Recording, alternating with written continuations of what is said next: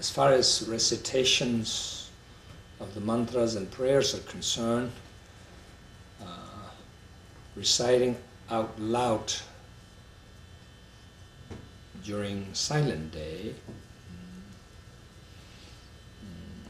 the actual rule, so to speak,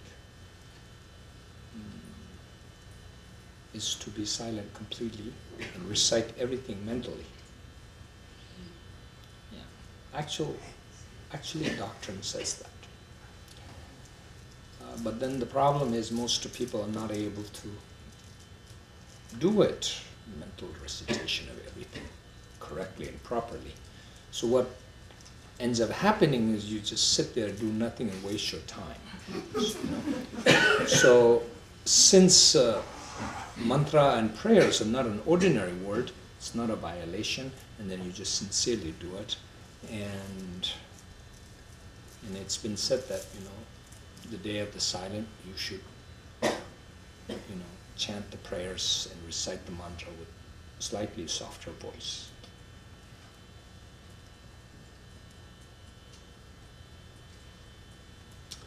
Haruko.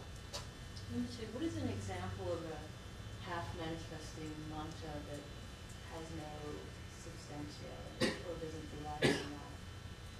Half-manifesting mantra that doesn't what? You mentioned half-manifesting mantras can be heard, but they have no substantiality. They don't come from some form bodies. What is an example of a half-manifest? Half-manifest speech.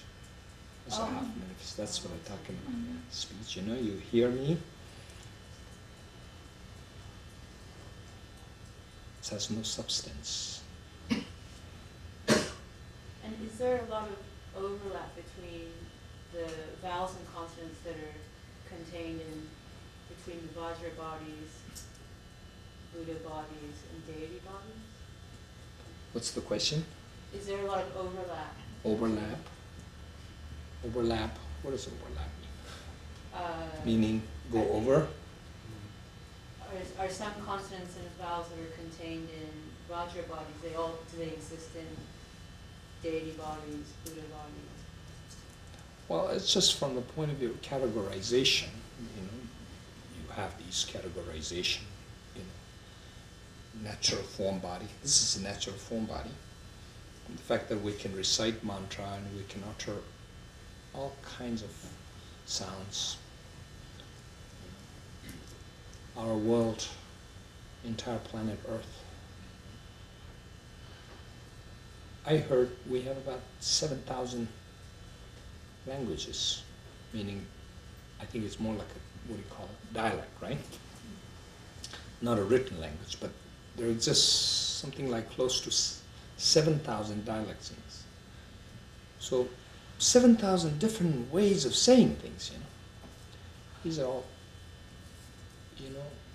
as a matter of fact, the real understanding is that there's no limit to it. It can be infinite.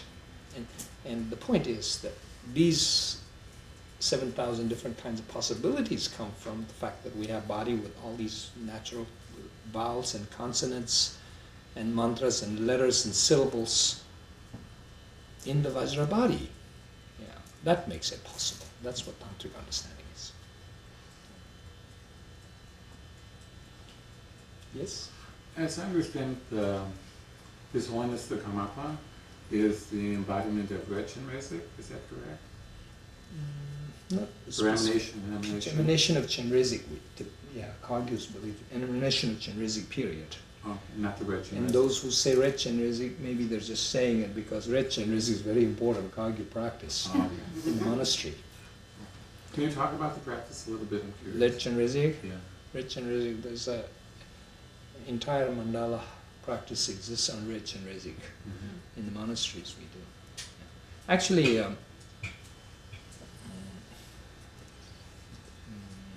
Red Chenrezig, Vajra Yogini, and Chakra Sambhara is three most important deity practice in Karma Kagyu tradition.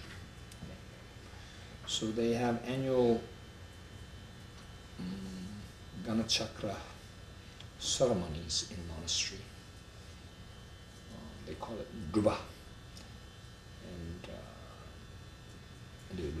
for 7 days, everybody.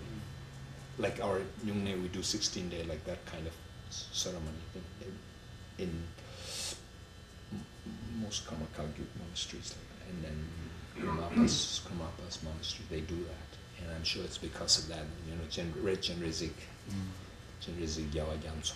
So eating red then would be means wrathful then, is that correct? No, red is not wrathful. Oh, what is it? It's peaceful, deity. Peaceful. Red Chenrizik. Could you say the mantra for us? Om Mani Padme Hum. Oh, it's the same. Yeah.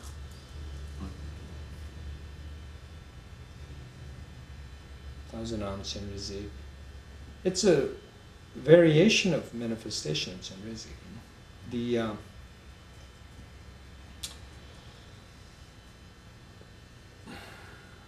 do you say? Principal manifestation. Yeah, that's the word. I think. Principal manifestation is 1,000 arm actually. Yeah, and then 4 arm, 6 arm. I mean 4 arm, 2 arm. 2 arms called Padmapani, and then there's another sitting called Kasarapani, and many different variations like that. Chenrizik, and then Chenrizik looks different too, from country to country.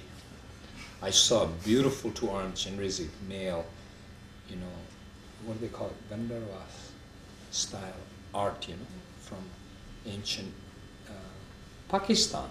From Pakistan. Pakistan was ancient, very famous Buddhist country, Pakistan. Lahore was a very famous Buddhist institution. Many great Tibetan translators worked in translating from Sanskrit into Tibetan language. There was a great library in Lahore in the old days. It was done there.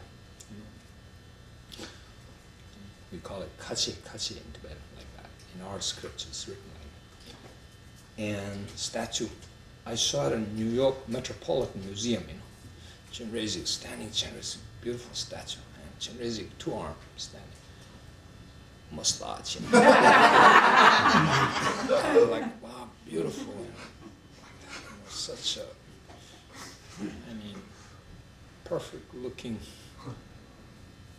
perfectly beautiful looking masculine Chenrizik, and it looked like a European statue, and the interpretation is that it was a Greek influence that time. Alexander the Great brought that art influence to India, and then so that's what they believe. But the statue is very old, from Pakistan though, old times. But they say it's then. And my own feeling was like, could it really be Alexander the Great's art influence there? Because the Indians, feature-wise, they do look like Caucasian, no? So I'm like, they really have to learn that from Alexander the Great, my own feelings. But then the art historians so on argue that actual real Indian art, they can tell, they look different, they say, So this they definitely attribute to the Alexander the Great influence, this particular type of art, which looks very much like all these Greek statues, Chenrizik, mustache, and